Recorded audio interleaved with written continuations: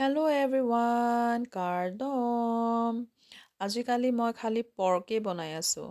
কাৰণটো কেলে কি সিদিনা এংগেজমেণ্ট এটালৈ গৈছিলোঁ দেই তাৰপিছত তাৰ এংগেজমেণ্টৰ খানা যে এনেকুৱা টেষ্টি আছিল আৰু কেটাৰিং পাৰ্টিটো চাগে নাগালেণ্ডৰ পৰা আহিছিল নেকি আৰু একদম নাগা ষ্টাইলৰ পৰ্ক আছিলে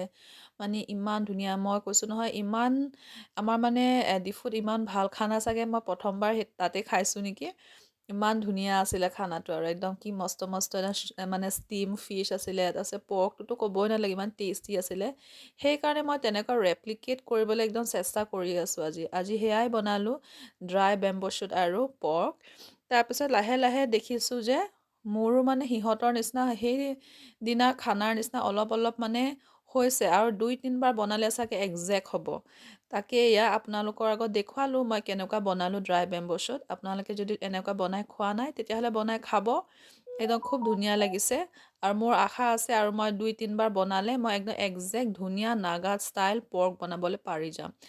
যদি ভিডিঅ'টো ভাল লাগিছে লাইক কৰিব ছাবস্ক্ৰাইব কৰিব শ্বেয়াৰ কৰিব